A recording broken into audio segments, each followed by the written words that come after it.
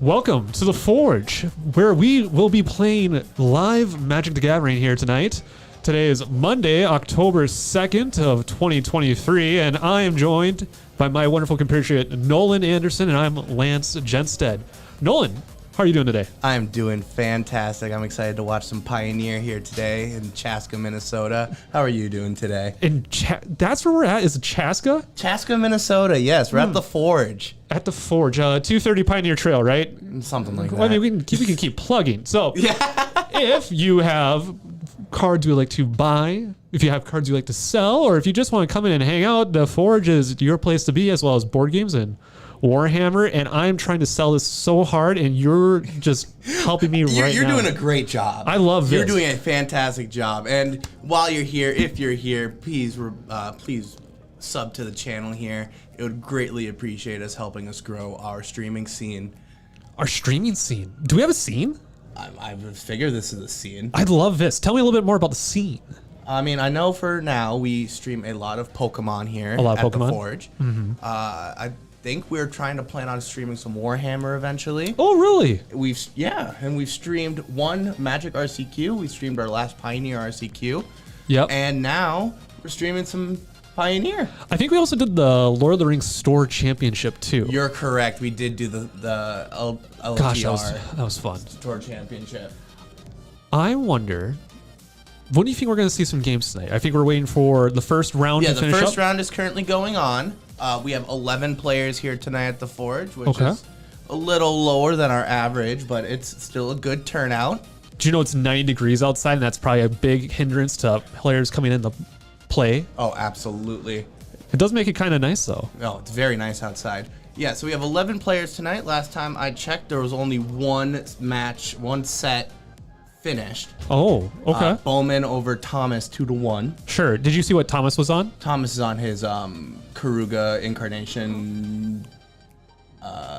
Like Fires of Intervention? Yeah, his 4-color nonsense pile. Sure. And for those who aren't aware, Alex Bowman is a habitual Waste Not and or Spirits player. You can take your pick on any given day of which one he's playing. I think today he's playing Waste Not. Is that correct? Yeah, he's playing Waste Not, preparing for the regional championship that he qualified for back over the summer. Sure. Where's that headed? I believe this one is in Atlanta, Georgia. Atlanta. I believe so. That's quite the trip. Yeah, that's at the end of the month here. I think our Judge Mason was telling me. Yeah, and he plans on playing Waste Not down there. Sure. So for this RCQ, this would be a Pioneer tournament? Yes, it's Pioneer. Okay, and this is DreamHack, is that right? I am under the impression that it is in fact DreamHack. Okay, DreamHack Atlanta. And then for the next limited season or tournament season, is it Modern or Standard for the next one? Modern. It's the current one. The current one. Yep, the one is that's currently Modern. running is Modern. The next one after that is Standard. Yep, because of the delay. So after you win your season, you go on to play it at whatever the regional championship is from the same format while there's another one going on. Yes. Right. So so the Pioneer one that they qualified while playing Pioneer happens during Modern RCQ season. Yep. Et cetera, et cetera. Yeah, and so he is preparing for that come up at the end of October, and I'm pretty sure he's super excited for it. Dude's got some reps that he's needing to get in between now and the end of the month. This is his second regional qualifier. Yeah, because he went to Dallas, is that right, over the summer? He went to the Dallas one back in May or June. Oh, early summer. Yeah, early summer. Yep. Early summer. And he played Spirits there. Okay. He did, I forgot his record, but he did decent. Did he go to day 2 or just finish out in day 1? He just finished out day 1. But he didn't scrub out. Good. Which is great. That's what we want. Yeah, absolutely. Now this time he's bringing his Pride and Joy Waste Not. He does love his Waste Not. Yeah, and apparently it's a meta deck now. Yeah, I heard from someone, I don't remember who, they were saying it's about a 5% meta share right now. Which is unbelievable. I thought that deck was not great. Not great?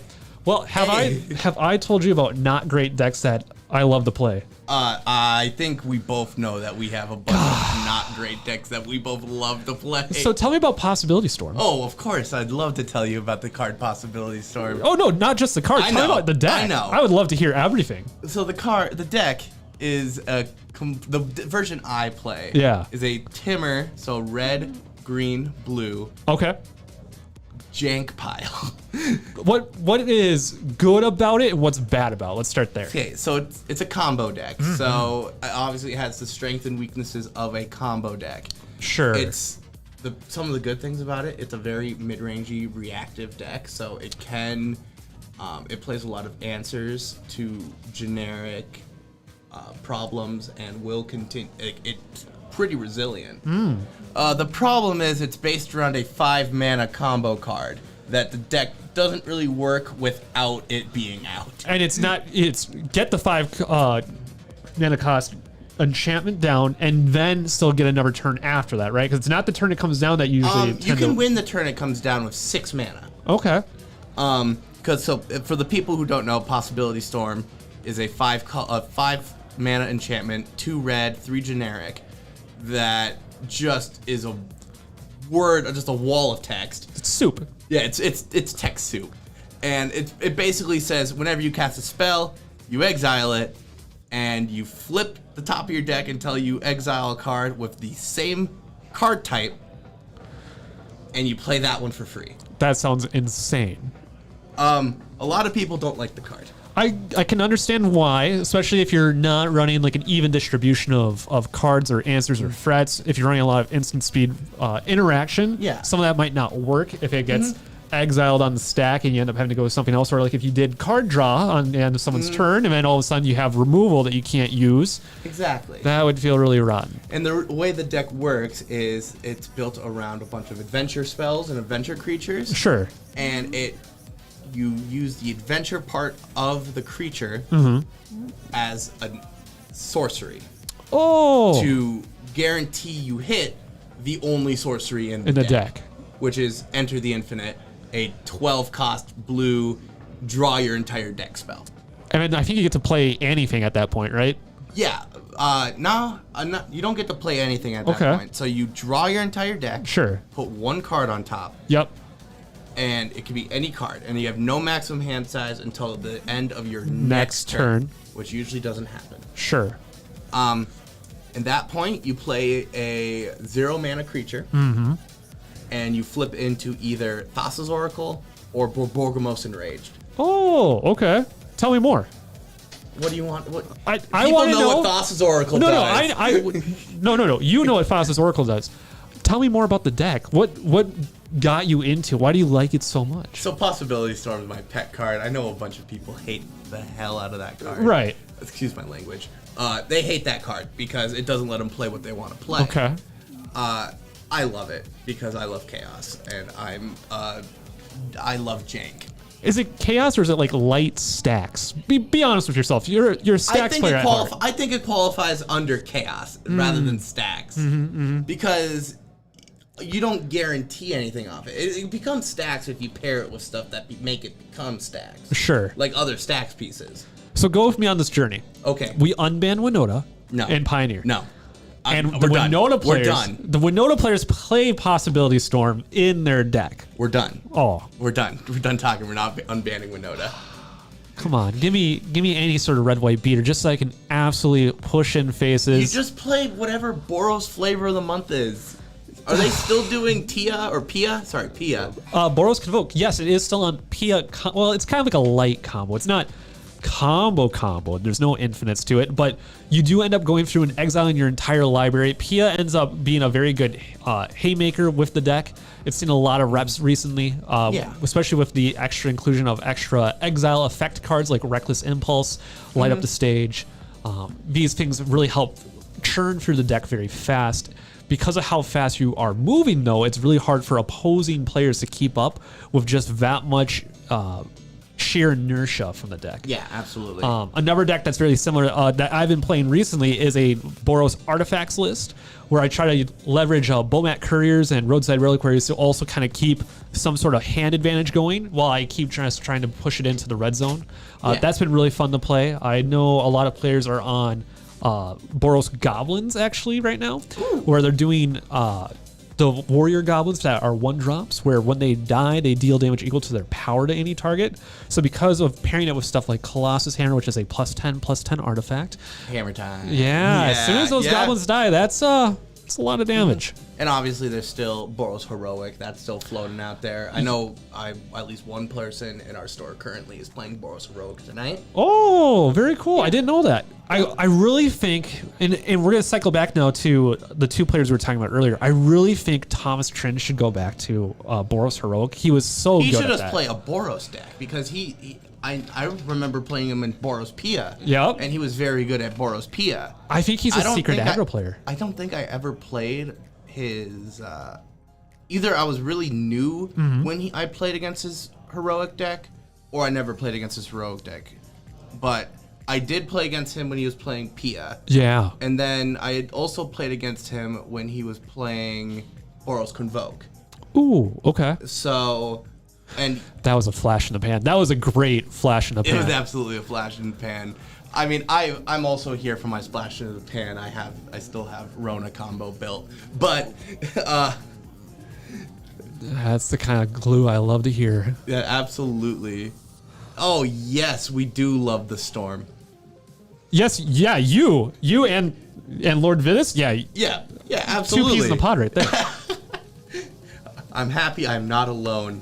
I'm happy I am not alone in loving that card. I felt like there was another like regular player that keeps toying with the idea of possibly playing some sort of Peace Storm list, but just a little bit less resilient version of what you're currently on. Mm-hmm.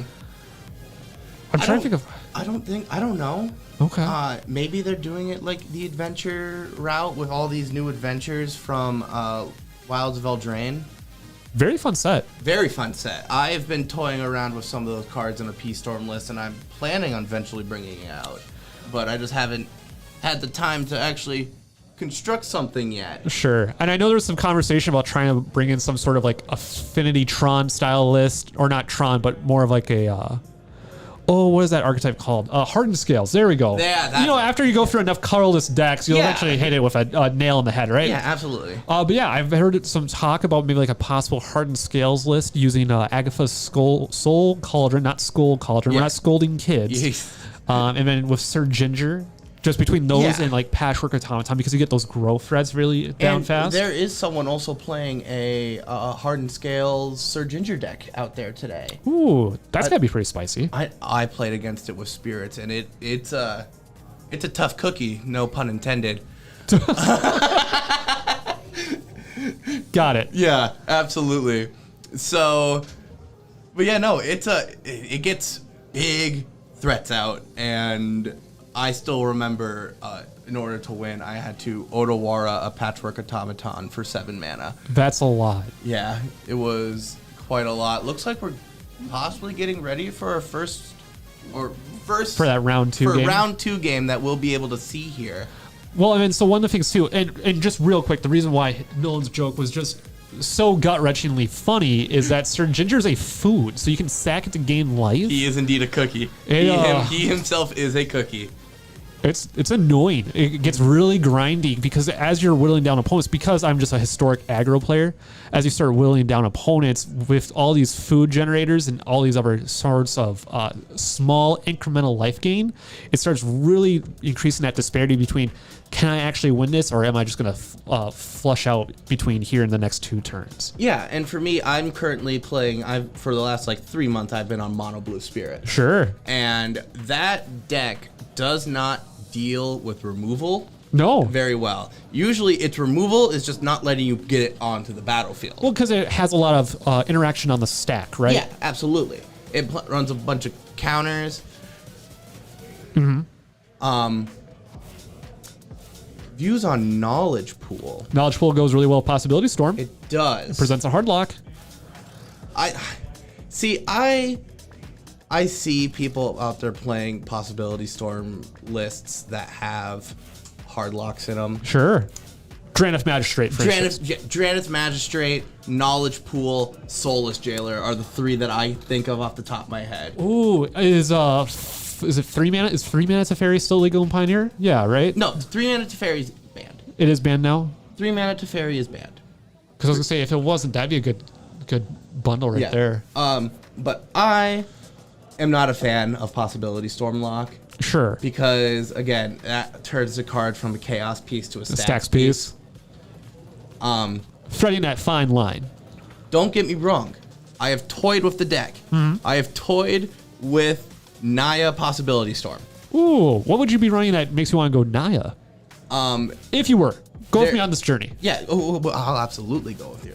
Obviously, Drann's Magistrate. Sure. That would be part of the deck. There is also a Selesnya adventure that came out in Wilds of Eldraine. The Pollen Hair.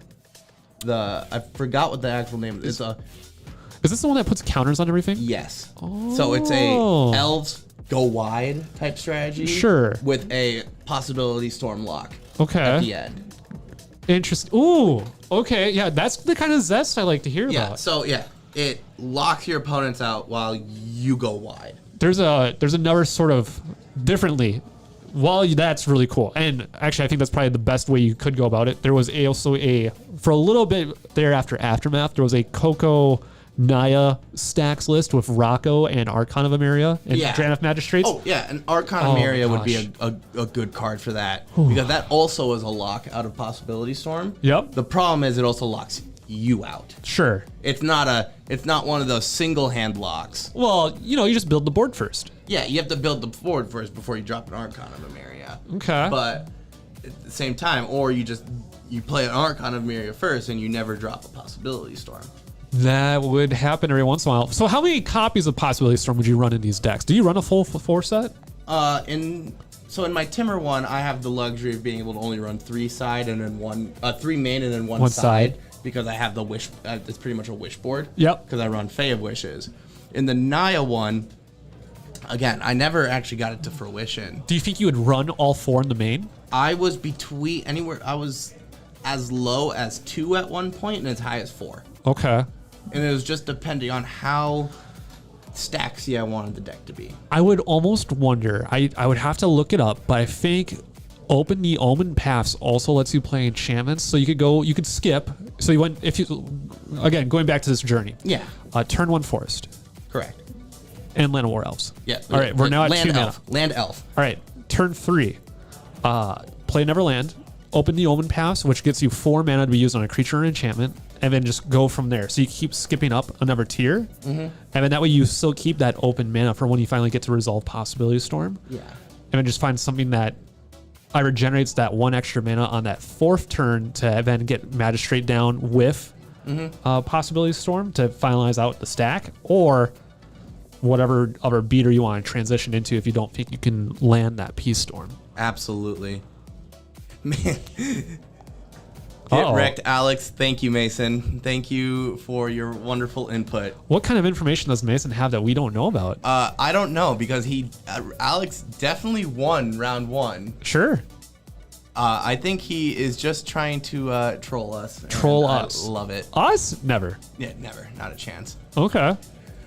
So yeah, so round 1 is ending soon. We'll be able to get here once we know who will be on stream. We'll let you guys know. I know almost everyone who is playing here on stream. Well, whatever deck everyone is playing. Fantastic. Well, in the meantime, let's take a break, and we'll be right back with the action. Okay.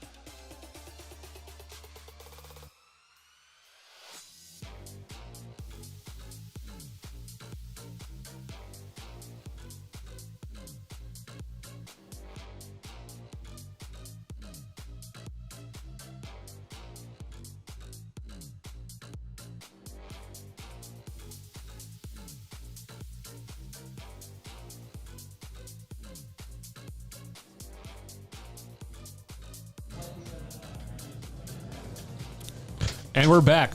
Currently going into game 2. We are I always forget. Round 2. Round 2. I always screw that part up. Yeah, it's all good. So it's game 1 of round 2. We have 2 1-1s here. We have Alex Bowman. Oh, Okay. sorry, 1-0s. 1-0s. We're both messing up. So we have Alex First Bowman versus Travis Boyd. Alex is playing Waste Not, and Travis is on the play. He's playing Vampires. That's what I heard. So when I ran into Travis earlier today, he said that for his birthday, he went and picked up the Vampire Precon and then added some cards. I saw the new Lord that got printed in March of the Machines Aftermath in there. I did have a chance to sneak up behind him while he was playing against, Sean Anderson earlier today. And my gosh, this man puts blood vials everywhere. He is sucking the soul out of all of us. Yes. So we have a Oni Cult Anvil. Oni Cult Anvil from Travis, and there is the namesake of the deck, Waste Not. You'll love to see it. I think that's a Darren Frill Seeker over there. Yeah, and it's gonna make a blood token. Yep. Blood token is a nice little just loot on a token, and he's just gonna sack it right to the Oni Cult, make him lose a life, get a construct. Yep. Straight value right there. Yeah, Can't ask for more. absolutely. So obviously, what's Alex's game plan here? make sure that his opponent does not have a hand. With a go blank. Yep, go blank. That helps. So what's going to happen is that Travis is going to now select 2 cards from his hand that he's going to get rid of, and he has to exile his graveyard. This is actually going to hurt the vampire player a little bit because there's some light recursion to the deck. And also, he has a Waste Not out, which is very relevant. So for each creature Yep. Travis discards, Alex will make a zombie. Yep. For each land, Alex will add 2 black. Right. And for each non-land, non-creature, Alex will draw a card. Yeah, it looked like that's what Travis was trying to get clarification on before he decided to get rid of those creatures. So it was 2 creatures there, exiled, and Waste Not will make then 2 zombie tokens. Right. They're 2/2 black zombie tokens, just the classical zombie. Sure. Well, and the cool thing too is that Viscera ends up being a little bit grindier too. And then we have a Voldaren Epicure on the play. That's a Blood Type Harvester. Or Blood Type Harvester. Thank you so much. I knew it was going to get me at some point. There's so many different vampires with each different effects, and they all make blood when they come in. Yeah, all of them just make Or blood. at least all the good ones. And by all the good and ones. that's a Convoke? Because, that's to tap the... Do you know what that card is? I do not. Is this a new one from Con? It wouldn't be new. It would be from March of the Machine. Yeah, that must be from March. I will definitely check what that card is. We will have to ask at some point here. After the round here. Oh, no, this is the Vampire Lord. That's what that is. Oh, yes. Yep, yes. the Vampire Lord has Convoke. It's it's two generic and a black. Okay. Yeah. That would explain why he was able to Convoke in. There goes a Thoughtseize, getting the Epicure out of there. Yep. And making another 2/2. zombie. Losing 2 life due to Thoughtseize. Yep. It's a very good card in this deck. Let's see what Alex does here. Maze Mind Tome. That is some jank glue right there. I'm surprised he has this in the list. Is that stock? I have not seen Maze Mind Toll Okay. in a deck like this. So, Back in Standard, whenever I would try doing janky off builds, Maze Mind Tome was an instant include just because of the sheer life gain that you get off of it and the extra card draw. It helps bring any deck strategy back together as you try to get some of that inertia to keep going. yeah. And it looks like it's just going to be an attack with the Blood Type Harvester, chomping with 2 zombies. Sure. And Harvester still lives through this, right? Because it's a 2/3. Yeah, they'll both live due to the Lord. And that's a good point. And Harvester is a base 2/3, Sure. so they both would live through that. But Alex doesn't mind losing a zombie here. He's gonna make so many of them Right. that it's not gonna be a big I see a deal. push from the Lord. That's a fatal push of the Lord, which will actually Exile. Because everything has damage marked on it. Blood Type Harvester is a 3/2, not a 2/3. That's got those right. mixed up. Yep. So pushing there clears the board, except minus the construct. Oh, well played. That's a very nice play there. All right. Alex has ripped another Thoughtseize into his hand off the top of the library, Always a good thing to see there. especially for a Waste Not player. Yeah, for a deck that wants you to discard, Maze Mind Tome. Draw. Discard. Right? Or is it just draw? just draw. Looks like just that's draw. an Urborg into a Thoughtseize. Okay. That go for the throat's going to feel pretty bad just sitting in there. Yeah. I mean, they do play some non-black. There's some mono red vampires in the deck, but I do believe that the go for the throat will probably get sided out. Okay. Maybe. Well, interesting that he let Travis keep the Voltaic Surge in the hand, right? Mm-hmm. I mean, probably for the. Okay, takes one from the construct. Sure. Oh, and just straight up passes there. Looks like another discard effect from Alex. Yeah. I don't recognize that art. Oh. Gotta love it. Mazebind Totem. Mm-hmm. Drawing some more. Draw some more cards. Get some. Now that this is at the Guy point. Reach. He's just trying to outvalue Right. Travis. I see a Shelley's Edict or a Sheldred's Edict in hand. Ooh, very good card. Yeah, that's a 2-mana. Target player either discards a card or sacrifices a creature. Yep. Is it sacrifice a token creature or non-token creature? Yeah, you get the choice. Yeah. Florian coming out from Travis over Florian. here. Whew. That card can be a house. Yeah, because it's once you deal non-combat damage, you get to dig that deep. Is it non-combat or any damage? I believe it's non-combat damage in your second main phase. Okay. You dig that many deep, exile, and you can cast it that turn. And that Sheldred's Edict that we were talking about earlier did come out to get rid of the Florian. Yeah. There's not a discard outlet on there. It's either each opponent sacrifices a creature, non-token creature, or or a planeswalker. planeswalker. Yep. That does. All right, crack the Maze Mind Tome, got the 4 life. Trying to even out lives here, but yeah, the vampires, something they are very good at doing is just sucking blood and gaining that life. Sucking blood. Well, part of the issue too is that those blood tokens, because of it being the Waste Not deck, don't do a whole lot for the player, just because the fact that you're discarding cards feeds into that Waste Not value plan. Yep. Discarding a non-land, non-creature there, so Waste Not will draw Alex a card. Sure. I'm surprised. I saw an Immersturm Predator. Okay. Maybe see that come out. Oh no, activating Oni Call Anvil to lose life, gain a life. And leaving up a bunch of mana. I don't know if that's a card that Travis is able to cast though. Oh, here comes Lily. That might be over. Come to the party. That might be over. It's gonna be each person discards a card, gets some another zombies. zombie. Yeah, now at this point, Travis most likely not gonna have a hand. Yeah, well, because that Immersturm Predator, I think, is 4 mana to resolve. I think it's 2 in Rakdos. It's a vampire dragon, and you can consume stuff out of the graveyard to make it indestructible until end of turn. So it helps kind of dodge some of those removal spells, but... Activate Gaia Reach, and then that Field of is Ruin. a Field of Ruin. All right. Getting rid of some of that color-fixing land that Travis had, or was that his Den of the Bugbear that he got rid of? That was a Den of the Bugbear that he got rid of. Got rid of So got rid of the man land. Yep, to remove some of that creature presence that he was trying to develop. Okay. Yeah, because Den of the Bugbear, not only is it a creature land that you can activate, it leaves a creature behind. Right, the 1/1 goblins. Yeah, it leaves a goblin behind. So if that gets left unchecked, board state up the wazoo. Sure, all the little goblinoids running around. And just one less thing that could possibly swing at Lily. This will be an Aethersworn Vampire coming out from Travis Boyd. This is the Death Touch Lifelink 2/2 Vampire. And it gets pushed. Yep, immediately. Gotta love it. Yeah. This Waste Not deck, it's low-key a control deck. Sure. Like, it's mono black control as much as mono black can control. Oh, I hate it. Oh, there goes the Vampire land into the graveyard. So 2 black mana floating off a Waste Not. Yep. That was off the Gaia Reach Sanitarium where he got that discard. Another Field of Ruin out there. We see Travis reorganizing his graveyard, probably looking for effects that he can play out of it, or reanimation targets. Well, that's a down-tick Lily to sacrifice a creature. Ooh. It looks like there's still, I believe that is still one more Den of the Bugbear in there underneath the fast land? Yeah, the fast land. Okay. And it looks like he's about to blow it up. Yep, Field of Ruin. Here we go.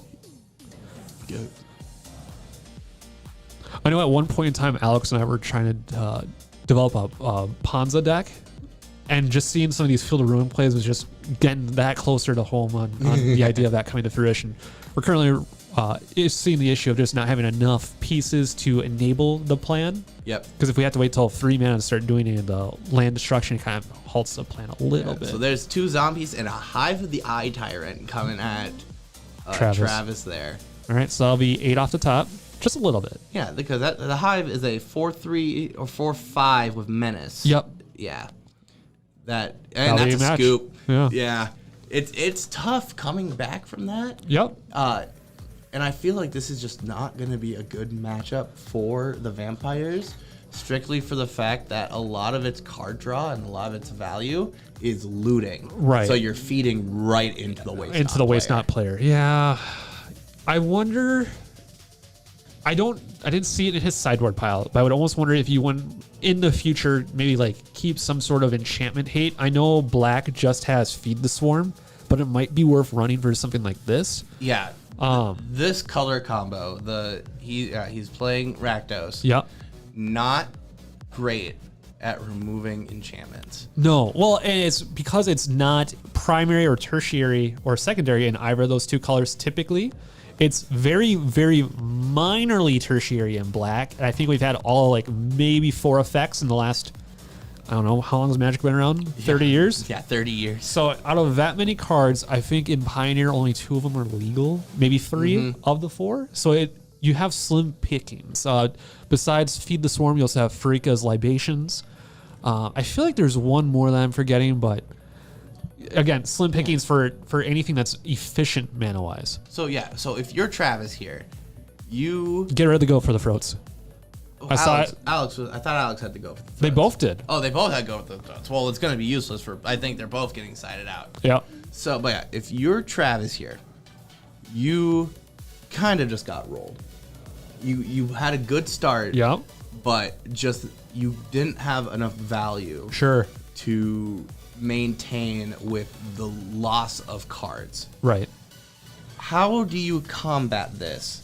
Do you try to go faster than the deck, or do you try to out mid-range a waste not deck? I would almost wonder if you wouldn't want to start running some of that more generic black card value. Just anything that's draw cards, pay life. Again, unfortunately, we might not know quite what's in Travis's sideboard to make that justification, but I would try to maybe leverage some of that play style, just because if you're currently going to be losing cards and you can't discard anything, I would want to be able to play right off the top of the library. So whether it's like an experiment, like an ever shore up either whatever your deck's immediate weakness is, or as kind of like silver bullets for very strong archetypes. So typically sideboards are anything that will help you eke out that little bit more extra minor victory percentage by those 1 to 2 points that you might be off. Because it's 15 cards, it does make it a little bit harder. One of the nice things though is that you are still allowed multiple copies of cards in the sideboard, but between your deck and your sideboard, you can only have 4 copies in total. So what we see a lot of times is that if people play with things like wish boards, for instance, which is a colloquialism for a sideboard with utilizing wish effects to pull cards out, sometimes you'll use wish boards to pull cards for like your one-ofs if you already have 2 or 3 copies in a main of a deck to get that last copy in, especially if you're facing something like Waste Not, for instance, where they're purposely trying to keep you off cards. Or if you see something like a Necromentia where it's going to strip your hand and library of cards, having that last extra copy in the sideboard is kind of nice. Wherever some other things to know about with sideboards. Basically, it's so you have your 60 card main deck. Yep. And that is the deck that you bring into every game 1. Yep. And then after game 1 and in between each game, you have the ability to take cards out of your main board and replace them with cards in your sideboard. Okay. It is set 15 cards. Yep. And they again, like you said, they're either generic pieces that fight against certain archetypes that your deck is weak against. Yeah. Or there's silver bullets that fight against certain archetypes that are strong in the set format. Right. Like a lot of people will they won't run their land hate in the main board. They'll save it in the sideboard in case they come up against a Lotus Field player. Sure. Or their graveyard hate they'll keep in there in case they come up against a Greasefang player. Right. So starting with round 2, we have a Blackcleave Cliffs and a Swamp. Travis is running out the A Forsworn Vampire And it gets pushed right away. immediately. That's what this deck does. It's just not. It's gonna let you. They're gonna enter the battlefield. Sure. And that's Ooh, about it. And there's that Waste Knot already. Turn 2 Waste Knot again.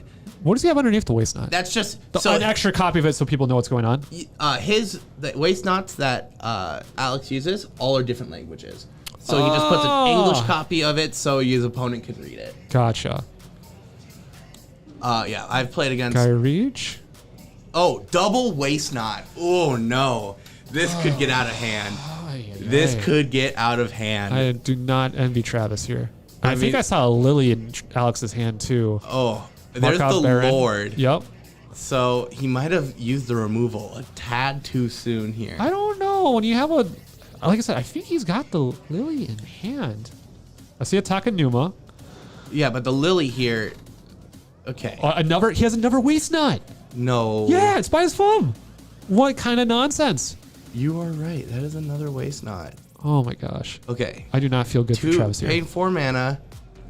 What do we got? What do we got here? What? Oh, He's- is he letting Travis choose which card it is? No, he's trying to decide which one he should play. That's a Meat Hook Massacre X equals 2. That will clear the board. That will clear the board. It will gain some life for Yeah. Alex here.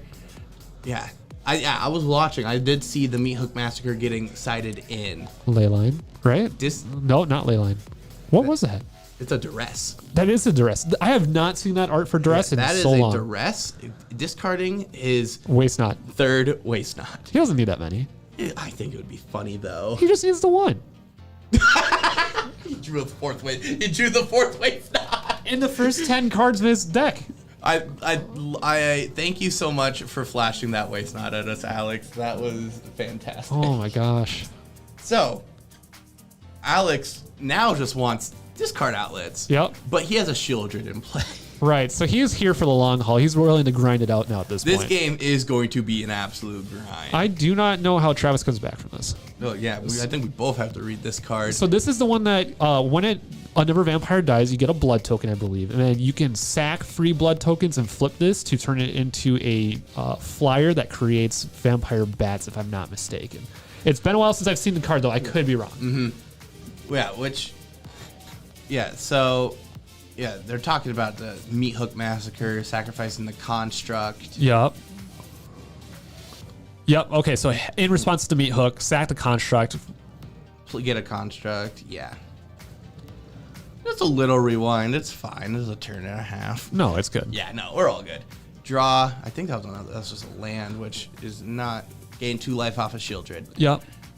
Oh my gosh, I do not envy Travis now. No, I don't either. Piffy Needle?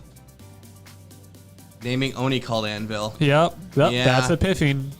Oh, and that's just a GG. That's it. Yeah. All right, well, that's how it works. Round 2. 4 Waste Knots drawn off the. Alex is dying. He thinks that is so funny. So I think we are going to try to get Alex in here for a post-win interview. We definitely can. Hey, how about this? We'll be right back with the winner.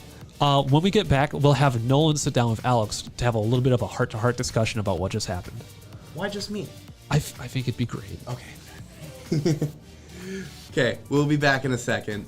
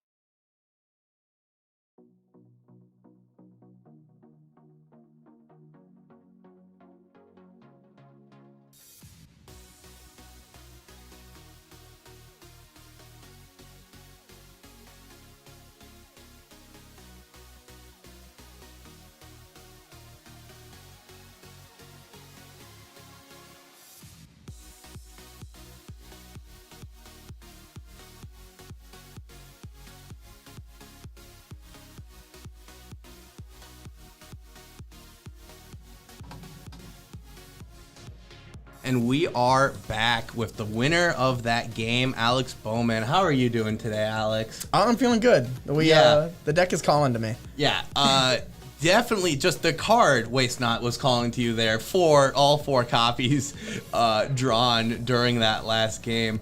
How do you think it's mono black Waste Not, correct? Yes. Okay. Yes. How do you think the mono black Waste Not deck is in this current meta?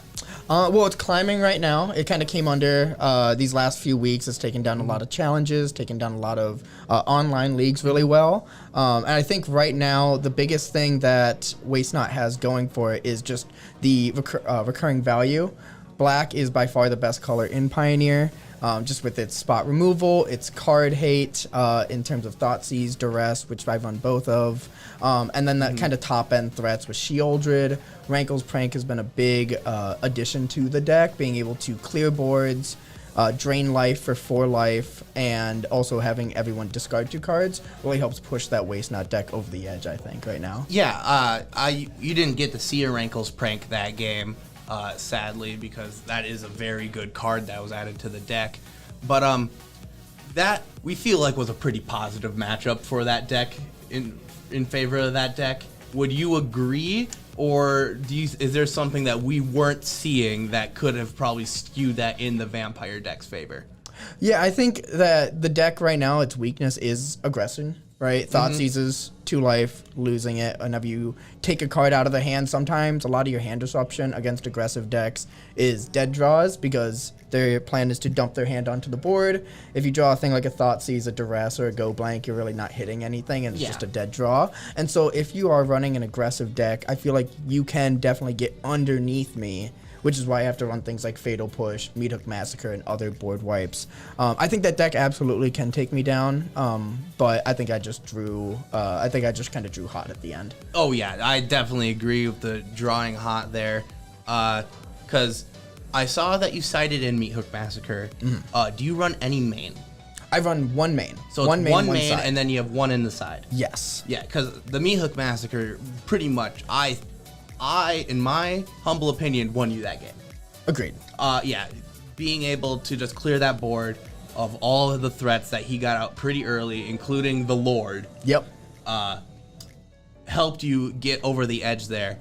And I just feel like that the mono black Waste Not deck has just answers for everything. Because you're running the Field of Ruin for all those types of decks, for all the land decks.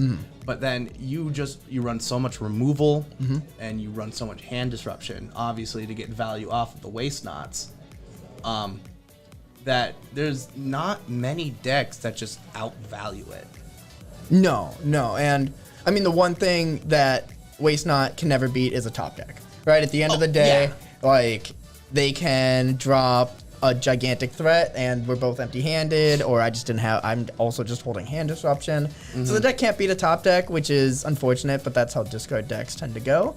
But when you can control the narrative of the game and saying like, yeah, let's each draw a card, discard a card, let's get each other empty-handed, and that's where my element is and your element is not, that's when I can try to slowly accrue value and just close the game out. It does take a while, as you saw in game 1 as we went into turn 15 at that point. Yeah, that game was an absolute grind. Yeah. That you just ended up, again, outvaluing him. You had a handful of cards. He had nothing. Yeah.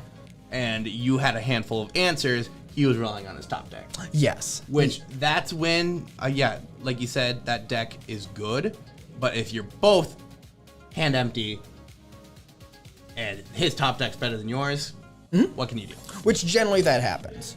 Right, and that's what I'm saying. Like, it's a really good deck. I think it has absolutely a place in this meta. I think it absolutely is a formidable deck in this meta.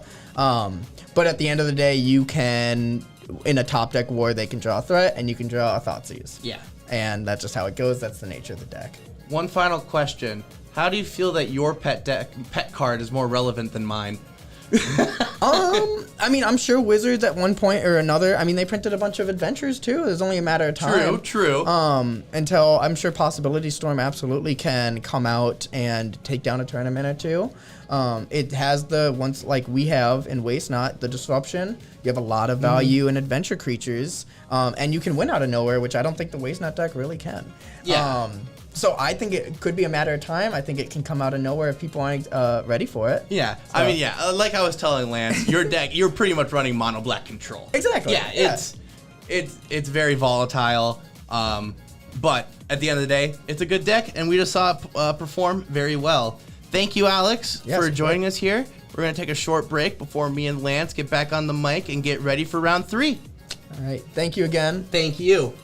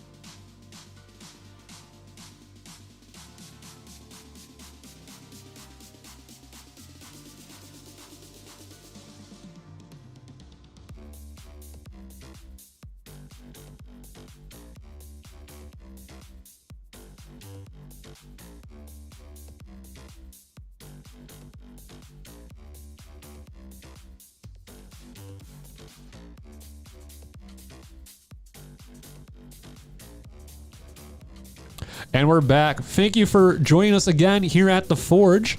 I have Nolan Anderson here with me. I'm Lance Genstead. We just got done watching Game 2 finish up of Round 2. See, I am going to screw that up for forever and ever. Amen. Because... And just in case you're wondering, next round is round 3. We got done watching Alex Bowman versus Travis Boyd. Alex Bowman was on Waste Not and absolutely steamrolled through Travis Boyd's vampire list. What were our thoughts? That was probably some of the hottest draws I've ever seen from Alex's Waste Not deck. He just had every answer that he possibly could have gotten. And he even said he was drawing hot at the end there. Yeah. It was just it was a really good showing for the Mono Black Waste Not deck. Well, and you love seeing the confidence in a player where after you have your key card removed out of your hand to then draw it right away and just flash it to your opponent. That feels so good. Not just flash it to the opponent, flash it to the camera for us to see first, and then just drop it down for your opponent to see. Just gorgeous. Chef's kiss right there. And just a reminder as we wait for round 3 to start here. Not game round 3. Round 3. There's games inside a round. Yes, absolutely. I call them matches, which doesn't help. Yeah, no, not at all. Can you tell it originally came from Yu-Gi-Oh? Yeah, absolutely.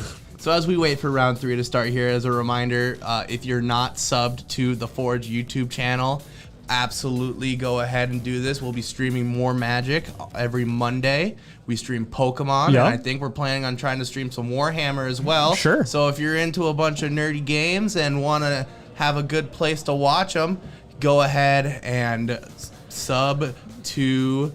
Oh, and apparently just got a note from our producer that Lorcana is also streamed on Sundays.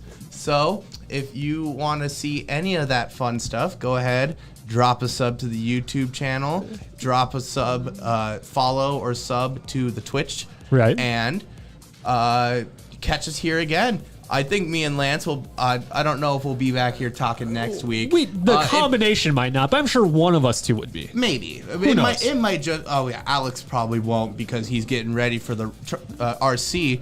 Yeah. But one of us might be back here again. Who knows? And maybe if people demand it enough, maybe it's just both of us. We're pretty silly dudes. Imagine the joy and the satisfaction that would come from that as I get to dunk on Connor Paulson for the umpteenth time in my life.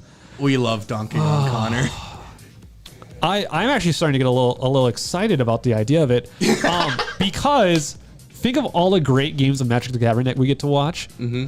I can't wait. I'm chomping at the bit for more. Oh no, this is so fun to watch and learn more about the game, and it looks like our opponents are getting our players are getting to the table here. Okay. I'm curious who we have. I'm also curious who we have. I don't see Alex Bowman's playmat yet. I don't see Alex Bowman's playmat either. I see Ryan Olsen's playmat. That Lotus, I believe, is Ryan Olsen. Do you think we might see a Dan versus Ryan battle? I don't know who Ryan's opponent is. But what is Ryan on these days? Sean Anderson and Ryan Olsen? Yes. That'll be a good time. So, I know Ryan is currently on Orzhov Ariete. Oh, that's right. We did talk a little bit about this during the first... During our little spiel before round 2. That's right. When we were just kind of ad-libbing. Oh, ad-libbing. Yeah, something like that. Okay. Yeah, so... Yeah, Ryan is on Orzhov Ariete, Orzhov Auras. Okay.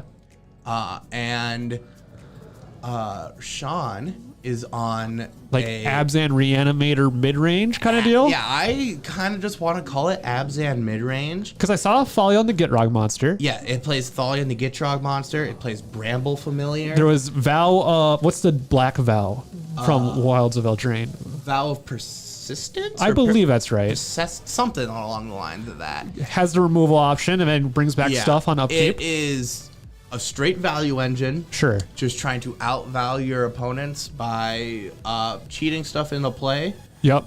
I saw a Titan of Industry and a Gruff Triplets. Titan of Industry, Guff Triplets. Yeah, it plays a lot of bombs like that. Ooh. I think, Ooh. my favorite card in the deck is Bramble Familiar. I think that card is fantastic.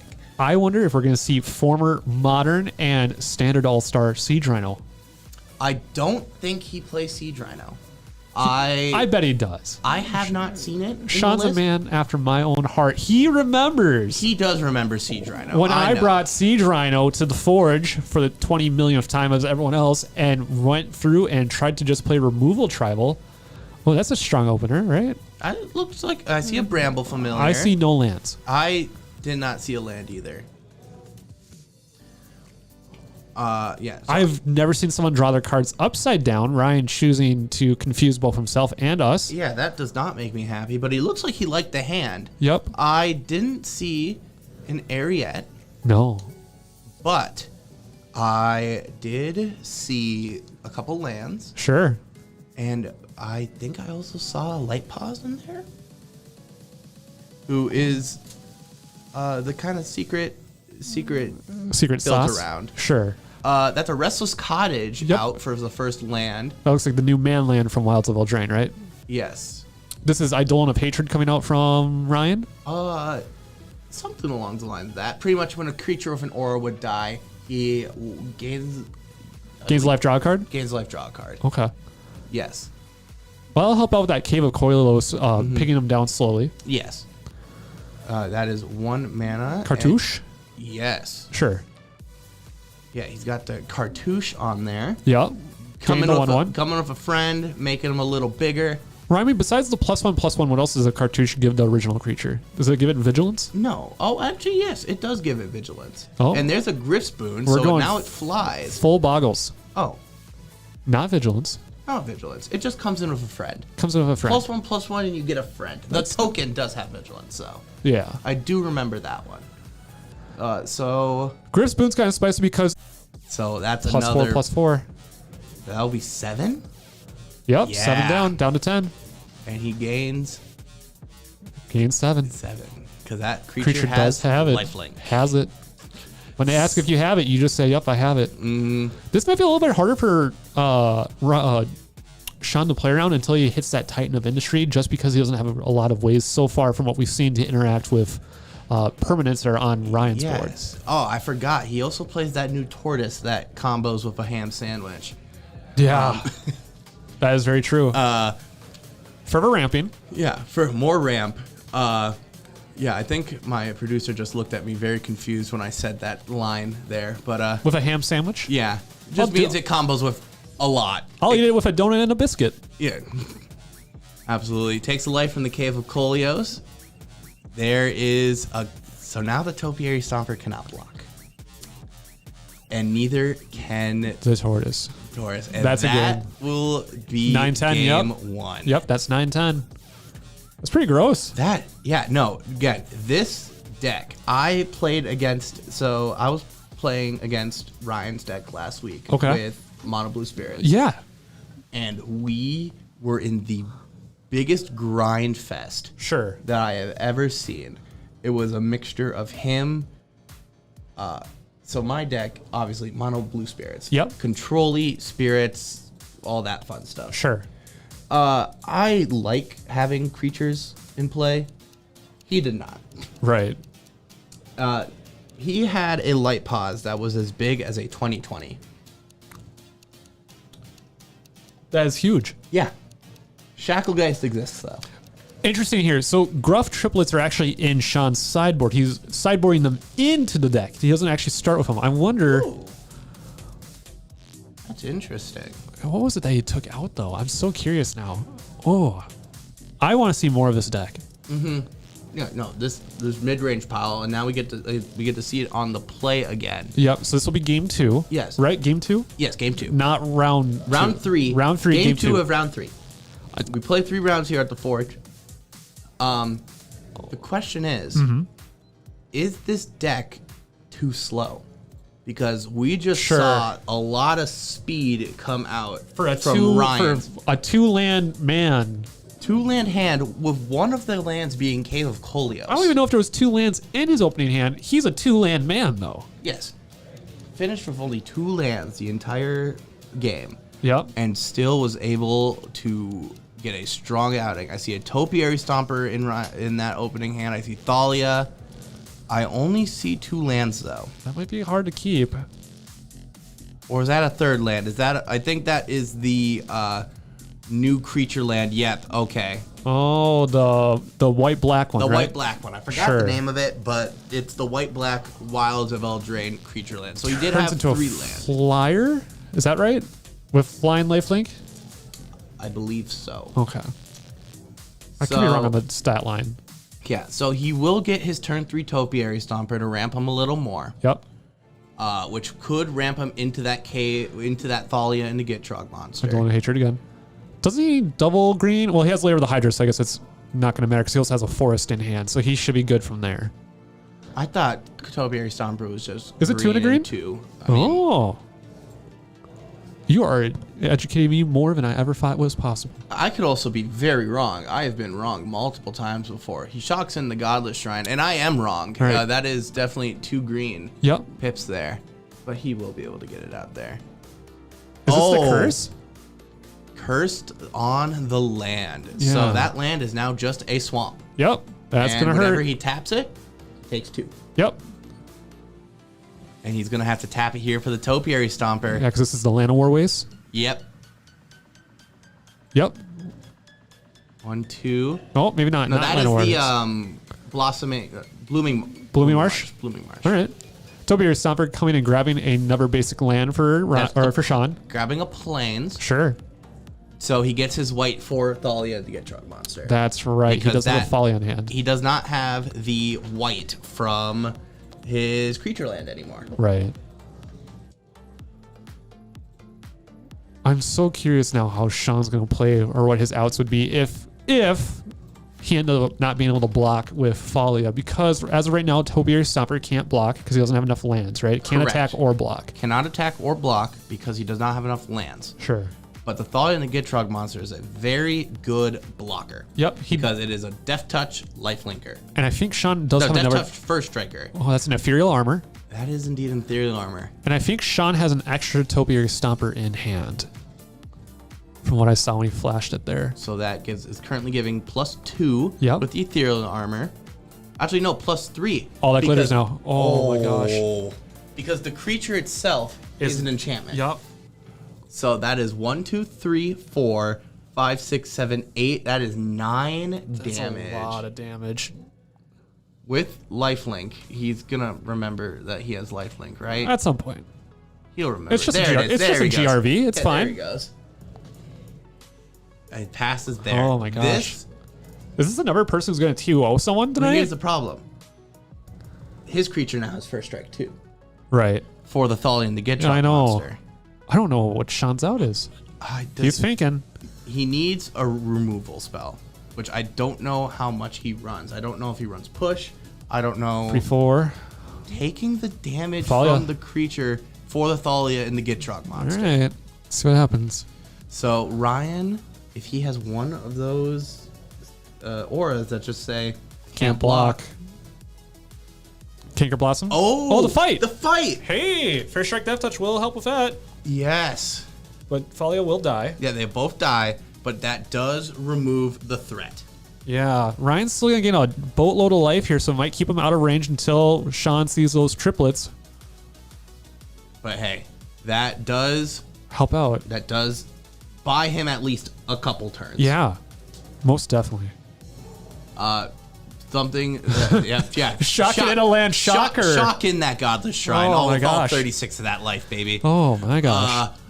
Yeah, something that Sean will definitely not want to see right now Yep. is an Arietta Oh, sure. or a Light Pause. I think those are the two things that's 3 mana. That's That's an 3. Arietta. Yep, there's there's- Arietta Area of the Charmed Apple. of the Charmed Apple. So at the end step, Yep. and that is a can't block effect. So as of right now, Topiary Stomper can't block anyways, but once he does hit that 7th land, he still will be unable to block with it. And unable to attack due to Arietta's effect. Yep. And he has 2 auras, so lose 2, gain 2. Yep. And it's a Oh 2-turn my clock gosh. now. What? So that's another land. And Sean can't tap that left land because he will Yeah. die. Oh, here comes the Nortopiary. 1, 2, 3, 4, That 5, would 6. give him enough. It gives him a blocker. But that only buys a turn. It also depends on what Ryan has in hand, too. True. We haven't seen Ryan's hand here. One more aura and like the one he has I there. see a cartouche. A cartouche does not stop it. No. But he could enchant the Topiary Stomper with the cartouche. Yep. And it would not be able to attack even with the lands due Correct. to Ariet's effect. Yep. Yeah, this is a strong card that came out of Wilds of Eldraine. He's All right, gonna play playing the the Topiary. Topiary Stomper, gonna get another land. Yep. He has 2 mana open, technically 3. But he's not going to want to tap that enchanted not, one. Yeah, not gonna want to tap the enchanted land because he just dies to Ariet. I see a Bramble Familiar in hand. I also see the Vow of Pestilence or Persistence. Yeah, I forgot what the sorcery version of that. -2/-2 gain free life.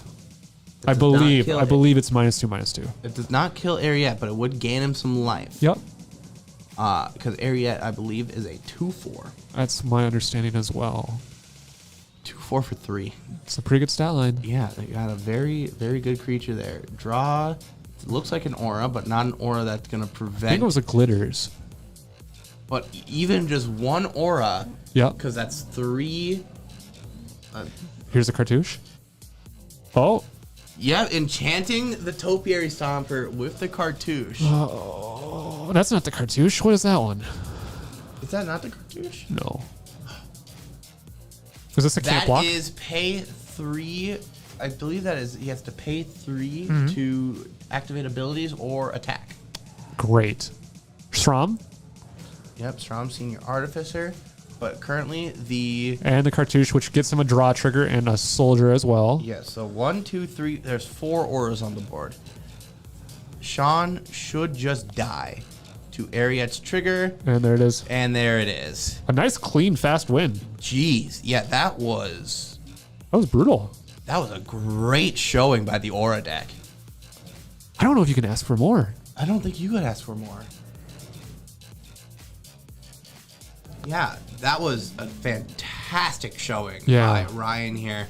We'll definitely get him in here for a post-game interview. Sure. Because I think he's going to want to be able to talk about what in the world just happened. I think he's gonna be excited. I believe that is a 3-0 for him. His first time 3-0ing since he built this deck. And this Ooh. deck is his baby. He has been piecing it together Yep. for a while now, Mm-hmm. just making some small changes here and there, and I think he's going to be very proud of his results today. Fine tuning. Absolutely. Besides that area, this is probably a better question for him when he finally gets a chance to sit down. But I wonder what else he's playing besides that area. I think you mentioned something about like a light pause might be sitting around in there. So is Yes. he on 16 creatures then, or is he on less? I believe he is on, SRAM, Yep. the enchantment creature, Yeah. Ariet, Light Pause, and I believe he's running one more creature that cares. I forgot what it does. It cares. Obviously, it cares about. Oh, auras. it's the one that creates the sorceress roll token. Yes, you are right. That would be it, especially that. since it was right on the bottom of his deck right there for us to see. Yeah, I mean, good eye. Lance, you gotta wake up. Apparently. I do have to wake up. Thank you, O Demonic of O Demonic on YouTube fame. Thank you. So yeah, we will go grab Ryan and be right back for the post game interview. Sure.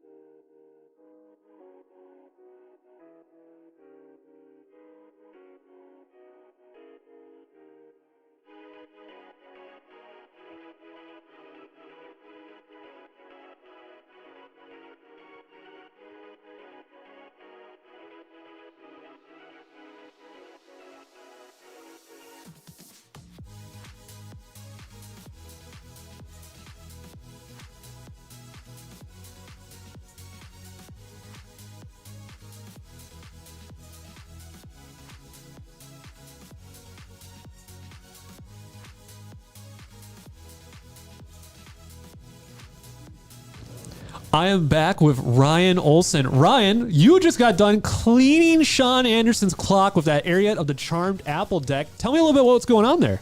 Yeah, so very lucky enough to have an early start with Hateful Eidolon. Yeah, twice. Both games. Yeah, so my first hand, the first matchup he had to play, and Yeah. I took running very few, 13 creatures. Yep.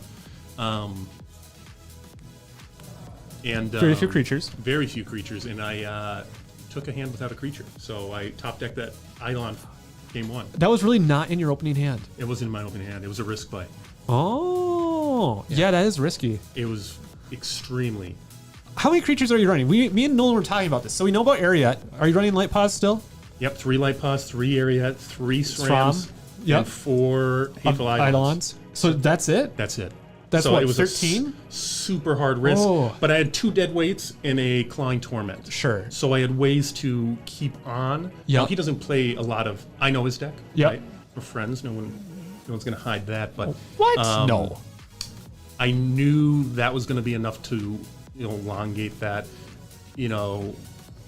I might hold if he plays Blossoming Tortoise. Sure. I might hold to see if he plays Athalia next, but Yep. otherwise, I'm safe. He plays those Topiary Topiary Stompers. Stompers, which slow but really ramps him up fast. He's trying Yeah. to hit that critical.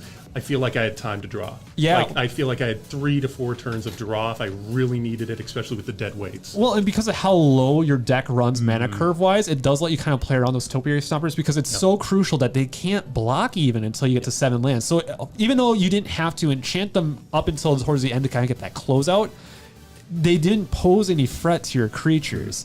And one of the things we're kind of noticing from Sean's list, at least as of right now, is outside that Titan of Industry, he doesn't have a lot of interaction as far as the deck goes. So he's just trying to play straight value. And in this case, he happened to lose out due to just how fast your deck is. Yeah, facing other value decks, it's kind of hard because you look at SRAM, you Yep. look at Hateful for interaction, and Yeah. you're looking at Light Paws. I'm getting so much value for those 3 cards. Well, just because the amount of cards that you're drawing, especially with Hateful and Strom, there's just straight card draw. Light Paw lets you go and find any Swiss Army silver bullet that's in your deck so that you don't currently have on the creature.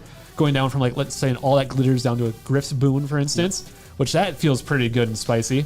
It feels great. The one card I need more of is Sentinel Eyes because it allows me to escape for 1. Yep, and that's that Vigilance, right? 1/1 Vigilance, massive, especially keeping a presence because I don't run many creatures, right? Sure. I have that strong.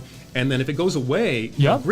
Griff's Boon it's put onto the battlefield. So Yep. it doesn't activate Any SRAM cast. or my Light Paws. Yep.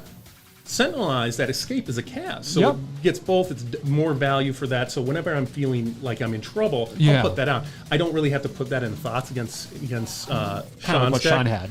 But that's something I need more. But yeah, I can just go for pure value against him. Yeah, because your deck doesn't have a whole lot of recursion built into its enchantments, right? Once they're in the yard, they're there. Yeah. Okay. Once they're there, except for Sentinel Eyes, Yep. they're naturally, and Griff's like we were talking Boon, about. They're done. Right. Sure. Which does feel that escape that you were talking about. It's insane. So I definitely need to go to 3 to those. I'm running 1 just because of cards. Sure. But another one you really didn't see in this matchup was Kaya's Ghost Form, and I think that's the one key. Yeah, that in- one's great for dodging removal. It's outside of temporary lockdown, which Yep. is just the crux of this deck. Yep. It's Wait, you're running sack- temporary lockdown too? No, someone else. If someone puts that in, that's Oh, that's okay. a I'm death. so- I'm following now. not. Sorry. That would kill me. Yep. But no, Kaya's gets around almost everything except that because exile, destroyed, sacrifice, it's coming back. Right, because it'll be when this creature leaves the battlefield due to whatever effect, bring it back tapped, right? No, it just brings it back. So if the creature goes into exile or graveyard, Yep. bring that creature immediately back. Which feels pretty nice, especially against board wipes. Board wipes, anything. So my first matchup of the night was against Rakdos Sack. Sure. Right. Beta Connor pushes. Paulson? Yeah, Connor. Oh. So, I got my Light Paws out turn 2, and luckily he had nothing to play. He drew a Fatal Push, but I Oh. already had Kaya's, and he Sure. can't do anything about that. No, not at all. So Huh. that was great. Second matchup of the night. This is actually my first 3-0 at the Store of the Forge. This is your first My free very ever? first. My very first. I know. Ryan, I know. congratulations there. Oh my That's God. a great it's feeling. Great. It's a great feeling. Welcome to the club. Good to be here. Greats like you, right? yeah. I get Greats to like me. I get to go to Mount Rushmore with Lance on there. I've always dreamed Alex of this. Bowman, Oh. me. Thomas. Sleepless nights of me just looking at the ceiling. I was like, when will I get to that Mount Rushmore? When will you get to that Rushmore? And tonight I finally hit the big leagues. You summited. It was unbelievable. You have climbed your Mount Everest. I will say this: my second matchup against Boros, that was it went to round 3. In round 3, Sure. he had me at 10 life, and he has a virtuoso with 3 power and toughness on the. The Illuminator. Yep. I'm just. I have 2 Ooh. white creatures. He puts a God's Willing down. I'm done. Yeah. I thought I heard some of that conversation. Was it Dan that was on Boros, right? No, it was Who's on- Derek. We have two Boros. It's Dan and Derek, and I was Okay. facing Derek this time. God's Willing's horrible because Yeah. actually, and this is the first for me. I sided out Ariette. Sure. And my deck's supposed to be an Ariette deck, otherwise it's just a life pause deck. What would be your answer for something like that for sideboard removal that you're kind of looking for silver bullet wise? So, Curse of Silence. Oh, Low to the okay. ground. I'm going to Yep. name God's Willing because if I'm enchanting his creatures with your Clawing Torments and stuff like that, Don't want it them falling off. Don't want it falling off. Right. So Curse, and then Skyclave. Oh, to just kind of spot removal anything that you need. Anything I need, right? It's really good. So that's what I took out the Ariettes and put Skyclave. Okay. Because Ariette's not serving a purpose, and we're both too low to the ground down. Both decks have only 3/3 costs. Right. So When that's where you top out, you just need to be as efficient as possible. efficient and fast. I can't get behind the 8 ball because like I said, if I'm at 10 life and there's a virtuoso on the field, I am not You're safe. dead. No. I'm dead. You know exactly what that's like because you did that to Sean. I did. Yeah, that's awkward. The Yeah. thing I feared, I just committed. So It works really well. It works really well. Ryan, what else can you tell us about the deck before we head out for the night? just a load of fun. It's quirky, right, with the Ariette. Otherwise, it's going to be better as a light pause deck. But I love it, right? Yeah. Well, and it's kind of been your little brain trust child, right? Since Wilds of Eldraine, kind of even pre-release season. I know you were Yeah. kind of talking about how excited you were for this card to come out. Yeah, as soon as I saw that release, I'm like, I'm going to build this both in Commander and Pioneer. Oh, you have it in both? I have it in both. I just found out about the Pioneer. We'll have to try and talk about this Commander deck on a different day. Yeah. But that sounds really spicy. Yeah, it's spicy. It's fun. I don't really like to look at a deck online that someone else is playing. I'll craft my own. That's something outside of what people play and play it. Right. Like I said, it'd be better played as a light pause deck, but it's a blast with Ariette. Connor played Magic for a long time. He's looked at 2 cards I played, the first 2 cards, and he's like, what are these 2 cards? What? Yeah. It's lovely when that happens, right? And you're Yeah. like, I finally got someone who knows what's going on with the game. Yeah. It's a great feeling. It's fun. It's a lot of fun. Well, hey, Ryan, thank you so much for your time. Congratulations on the win. I hope you enjoy the rest of your evening, and we'll be right back before we sign off for the night.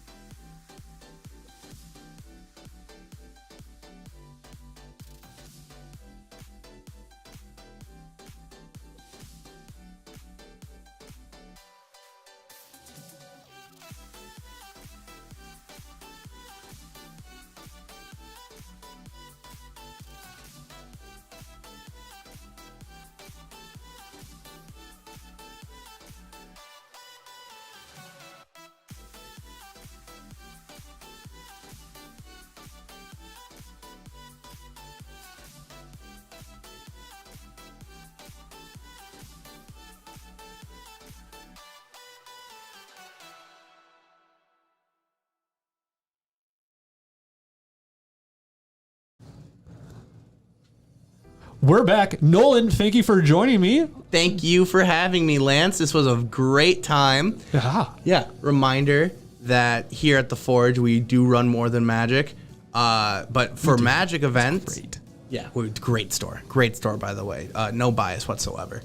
Wait, there's a bias? Yeah. No, but continue. I'm so sorry for interrupting. Yeah. So this Friday, the 6th of October, is Yeah. our store championship for Wilds of Eldraine. I don't know This Friday? Yeah, this Friday. Yeah. Oh, man. I think that Moonshaker Cavalry is up for grabs, right? That really Yes, pretty one. the That promo Boros? Moonshaker Cavalry, Ooh. White Craterhoof Behemoth is up for grabs Yeah. to the winner. We're doing draft for it. Okay. And then the following day, Saturday, we're having a 24-hour paint competition. Paint till you drop. Paint till you drop for all your miniature games with Warhammer, Malifaux, Sure. Star Wars Legion, whatever miniature game you're into, Blood Bowl. I can name multiple. And not even just miniatures, too. Sometimes people just do it for like models and stuff that they're working on, artistic pieces, Yeah, too, right? Absolutely. Yeah. So 24-hour paint competition, paint till you drop. I believe there's some other stuff to go along with that. Sure. And then the following Friday Yeah. the 13th, Ooh, is spooky. Yeah, the Doctor Who Commander Black release. Doctor Who Commander release? Yes. Where are we doing that? Here? Here. Oh at my the gosh. Forge. Really? That comes out that soon? Yes, it comes out in less than 2 weeks. That's wild. Insane. Honestly insane. Do you like Doctor Who? I've Vicariously? Have I, you lived through other people's who-ness? yes. My nerdness never got me to Doctor Who. Oh, I'm sorry to hear that. I know. I've told it's a fun time. I've had many a friend. Myself, I'm also not a hooligan, but I've heard great things, and it's a long storied franchise from the BBC. So it has to be good if it's still going to this day, Oh, right? absolutely. Or they're just trying to beat a dead horse. Who knows? You got to milk a couple cows Yeah, in order to milk grace the the cow. Elms and Paul, Rob, Simon to pay Peter. Yeah, all those expressions. And also a reminder for everyone, if you're not subbed to the YouTube channel, Yep. please sub to YouTube. Please follow on Twitch. We'll be streaming again tomorrow for Pokemon. Yep. Tuesdays is Pokemon. And then next Sunday we're doing Lorcana. And in store as well as streaming Lorcana, we're also going to be starting standard Magic Sundays. play. Yes, Yeah. on Sundays. Starting out this Sunday, I believe. Yes, this Sunday we're starting standard. Okay. And then Lorcana is also going, and that will be on stream. Okay. And then we will be streaming Mondays More from Magic? here on out. More Magic. Well, that'll be fun. That'll be a good time. Also, if you want to keep going with the YouTube and Twitch stuff, after this VOD is posted, you can actually go in and like the video. That early interaction definitely helps. And if you don't mind, leave a comment saying about what you thought about tonight's matches. Give us a heads up on if you liked Ryan's match against Sean or Alex's matches against Travis better. We'd love to hear the feedback. Yeah, and if you guys give enough feedback, you could probably just get me and Lance back on comms again. Are you saying you want to be back on comms? I would love to be Oh back my on God, comms. Nolan, thank you so much. I had a great time with you tonight. I had a great time as well. And we have super producer Chris. You can't see him on camera, but he's been here all night with us, helping things run tonight. He does all the hard work. We just sit here, look pretty, and talk. God, he makes us look so pretty. And also, we'd like to give thanks to the staff here at the Forge. Tonight we have Liam and Trent working, I believe. I think Bert's already gone home for the I night. think Bert did go home. I saw his wife and his daughter. Oh, Yeah, very cute. very cute. Yes. But yes, thank you for joining us tonight. I hope you guys have a wonderful rest of your night and enjoy your day. We love you all. Have a good night.